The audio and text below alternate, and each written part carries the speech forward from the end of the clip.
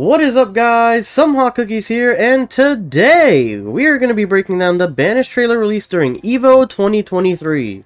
Now, first off, we have a couple of things we have to get out of the way before we start. First of all, some scenes are deemed too graphic for YouTube, especially the fatalities and fatal blows. So, to keep the videos from getting age restricted moving forward, we will be cutting out or censoring those portions from now on.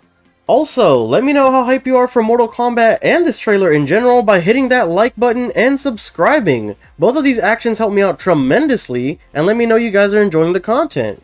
So without further ado, guys, let's get into the breakdown of the Banished trailer, showing you guys things you might have missed, my theories, and references. Now, the opening scenes are one of the scenes I mentioned prior I am having to censor, but in these scenes you can see muscle tissues of bodies, miscellaneous corpses in the room, and you can also, in a later shot, even see someone strung up on a torture device who is seemingly still alive. The bodies riddling the room seem to come from humans, centaurs, and even with the addition of our heroes and the person strung up, show off live specimens, which means this could be anywhere from a torture chamber / underground prison, all the way to an early version of the flesh pits. If anyone was a part of the live review we did here on the channel, or a part of the community, you would know I am heavily advocating for one of the final cameo slots to go to meat. And with all the dismembered bodies and muscle tissue bodies being shown here, it could possibly be Shang Tsung's flesh pits or an early version of it, and maybe meat is a cameo, since if he were to be made by experimentation by Shang Tsung still, it's highly possible a captured Outworlder or a captured Shaolin monk turned into meat here and was manifested in this very stage. Earthrealmers. Now, cutting to the next scene where we get Reptile walking up to our captured heroes, we can see in this shot and the next that in the cage seems to be Baraka, Kung Lao, Johnny Cage, and on the ground over here, Quan Chi. Aren't ready to see the real me. So how does it work? You just shape shit? In this shot here, you can see Johnny Cage and Kung Lao are both rocking very similar looking battle armor, which to me compares to the Avengers when they all had the same suit when they were jumping across timelines. Now, I'm not saying they're going to be jumping timelines or anything in the story mode, but this could be the best armor Liu Kang and the monks could provide the Earthrealmers for the coming battles ahead, and could stand as Earthrealm's armor. Also note that no one seems to be relatively scared or going out of their way to be as far away from Baraka as possible. Since we know Tarkat is now a disease, this could mean that the disease isn't highly contagious or is spread by more difficult means and not just brief exposure, just like we hypothesized in our Melina theory video. If you want to check out everything we know and have gathered about the Tarkat disease, I highly suggest checking it out. Link will be in the description down below. Shift into anything you want? I can shift only between this and my natural form. Whoa. That I could take. In the next shot of everyone walking together, we can gather a couple of things. In the timeline, Baraka and Reptile both seem to be on the good side of things, at least at the start of the story. Along with this, we can also see that Quan Chi seems to not be used to being blind yet, as he is holding on to Johnny Cage's shoulder to help guide him moving forward. So sometime between him having sight in the Garrus trailer, where we believe it's the Earthrealmer's first time entering Outworld, and this trailer, Quan Chi somehow loses his sight. But as of right now, we still don't know how Quan Chi loses his sight. Whether it was when they were captured, or if he loses his sight in a fight, or if it's Sento's curse, we still just don't know. Human form made. Also, in these shots, we see Kung Lao and Johnny Cage's Earthrealm armor a little more clearly, and Kung Lao's armor seems to have more flair in the design. I don't know if he did that himself, or if he got entrusted with more decorative armor for being a monk, but either way, we do see a slight variation in the design here. Be a freak among my people. I was terrorized. Run out. During the dialogue in the cutscene, Reptile mentions that because he could shift between human and his true reptilian form, this made him a freak among his people, and was run out or banished, if you will, from being with his people. This implies Reptile is the only one with this ability of his race, and also means more than likely we will at some point see more people of Reptile's race in one way or another, maybe even under General Shao or Shang Tsung's command. In one of the next shots, we see both of the princesses in some sort of ceremony, or as Jake Pye, one of our viewers, puts it, a possible coronation of some sort, where one, Melina looks jealous as can be, as you see Katana seems to be more into it and getting more of the spotlight, and two, Pay close attention to their crowns and how the metal looks. We'll be coming back to this later. If Mileena is having some sort of ceremony, this raises a couple of questions. If she becomes the next queen of Outworld already, does this mean Sindel passed leadership? Or did she already die? Or is this just some annual event they are essentially required to attend? Let me know what you guys think in the comments. After this, it looks like chaos ensues and we see what looks like Johnny Cage, Kung Lao, and Ashrah are all dragging someone in what we assume to be the guard outfit for the ceremony in place. We will again touch on who this might be later on. You misread my... In this scene with Reptile and Katana about to start battle, we see someone stepping in to be the assuming cameo for the coming battle for Reptile. And with the outfit, it's hard to know who it is off rip, but later on with a better look at everyone in the event, it is confirmed to be Quan Chi in this attire. And because this is supposed to be after meeting with Ashrah earlier in the forest, we can assume Quan Chi is probably blind here if the timeline stays the same as the trailer. Intentions, princess.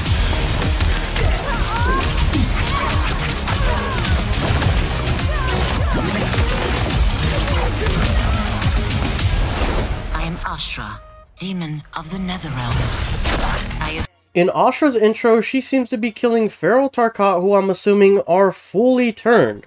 And as you can see, the protruded bones are huge on them. So maybe the length of the bones protruding plays a role and does define in a way how much time you have left before turning into an uncontrollable, bloodthirsty monster from the disease. Pure, nearly human, because I've purged most evil from my soul.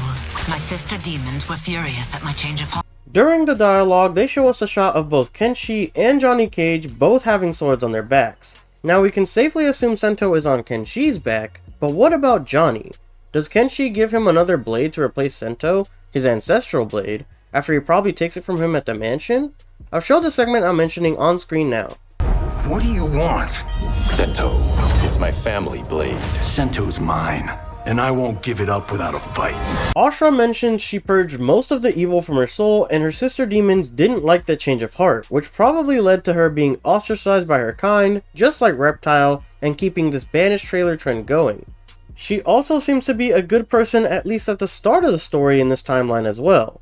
Also, quickly note her special effects and their color, as this will also be brought up later. Ashrah seems to be wielding the Kris as she did in the 3D era, which was known as something different to the people of Moroi and Nitara. Moroi being the name of the vampire race in the Mortal Kombat universe, it was known as the Datusha. The Kris, or Datusha, had one really weird quality about it. Ashrah thought it to purify the soul of anyone she felled with the blade, and thought that because of this, their soul was then able to escape the Netherrealm. On top of this, apparently the use of the blade slowly turned the person wielding it, making them more humane, while the Moroi assumed it to be a sinister creation that slayed many vampires and they considered it a curse, where it corrupts the user into thinking they were using it for a greater purpose, but in reality they weren't. As for which one is correct in this timeline, it's way too early to say in my opinion. They could even both be correct to some extent in this timeline, like maybe it makes you feel like you're cleansed of evil like a placebo, but it's really tricking you like the Moroi think into feeling like you're doing good for a higher calling, but you're just slaughtering for its bloodlust. Either way, Ashrah being in it and having the blade makes Nitara all but confirmed now in my eyes.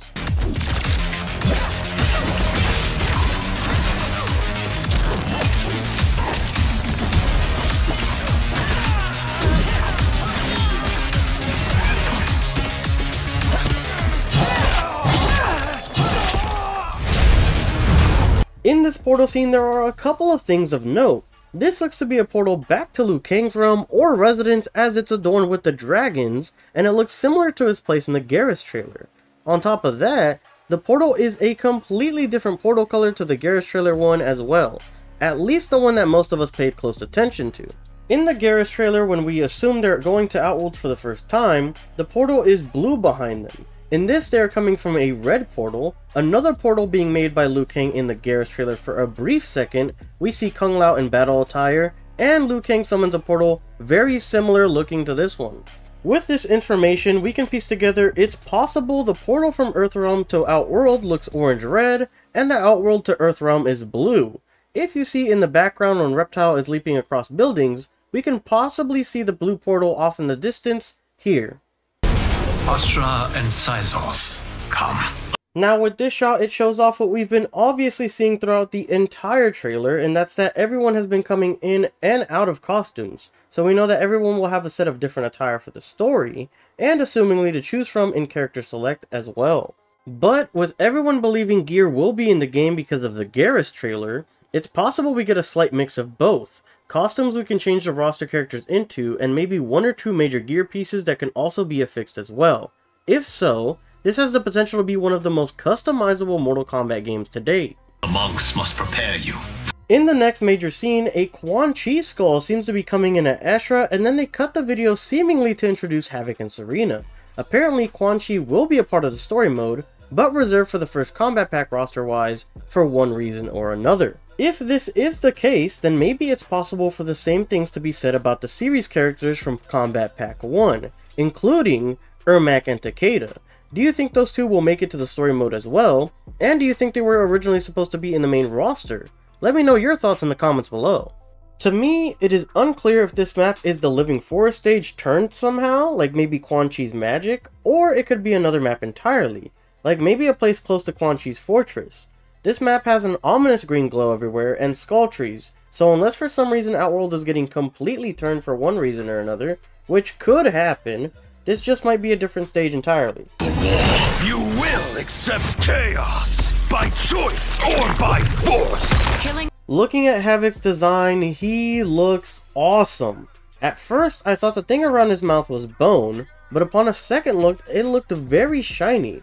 Could this be a metal from a piece of armor that melded to his face with whatever force took off his mouth? Or, if his mouth was burned off, did it melt into his skin?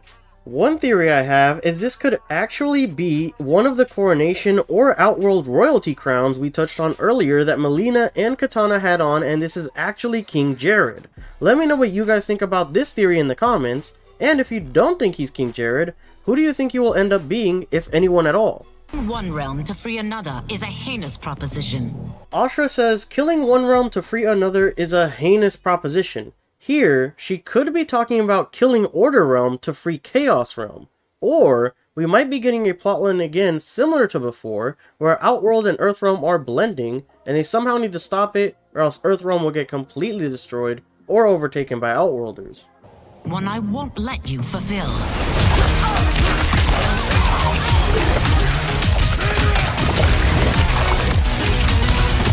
Also to note very quickly, during the fight, Havik does have his signature torso attack from the 3D era where he spins his body around multiple times.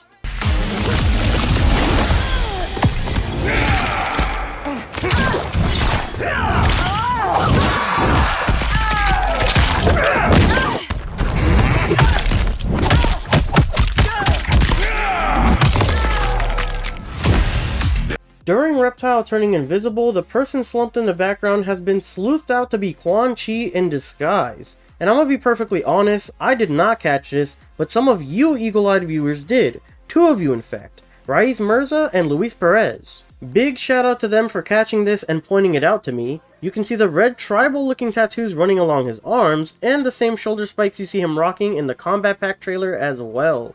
Touching on an earlier subject here, we also get a better look at everyone possibly from the fire scene, where they dragged who we now believe to be Quan Chi away, and apparently the cameo helping Reptile in the fight, if everyone stays in the same costume, would be Kenshi confirmed, since no one else has the mask on. They're out for you too, Sizos. To catch me, they must see me.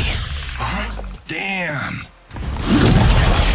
I don't know about you guys, but this stage heavily reminds me of the docks from MKX, where the body would eventually pop up because of the waves. This map was called Cove, and was a part of Outworld in that timeline as well.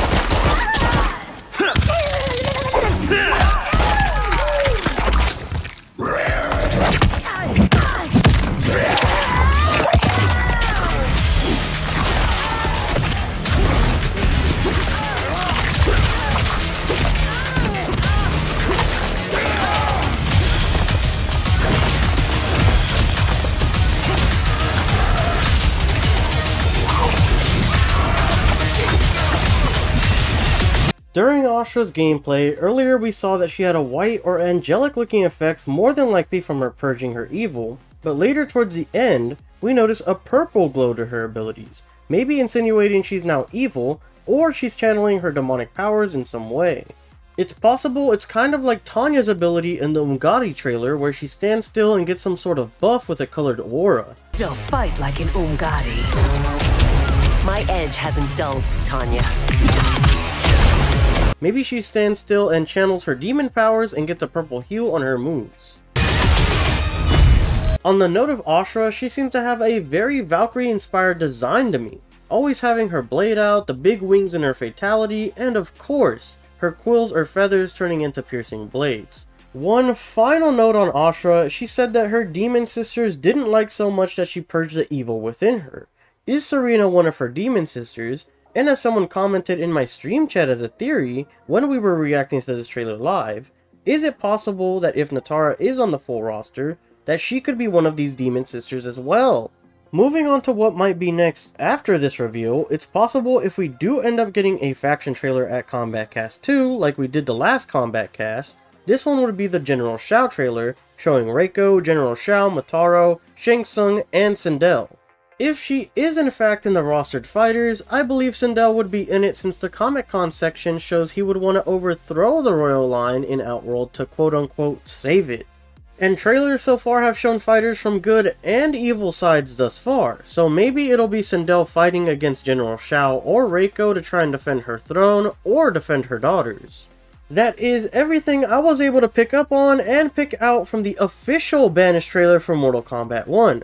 Let me know in the comment section down below if I missed anything, or if you have theories of your own on things revealed during the trailer. I just wanted to take a moment to say thank you guys to everyone who has joined the channel and supported the content in the more recent days, and of course, from the very beginning. We have a ton of new people coming through and supporting with comments, likes, and even super chats. And I just want to let you guys know I appreciate every single one of you from the bottom of my heart, and here are a couple examples from our community. From everyone who simply views to viewers who like, subscribe, and give their opinions in the comment section, all the way up to super chatting, you guys all keep driving me to create better content, and I appreciate every single one of you. Also to note, I do read every single comment you guys send me, and I almost always respond, so if you guys do have something to say, I am listening, I promise. Now with all of that said and done, I have a couple of questions for you guys. Do you think the trailer was worth the wait?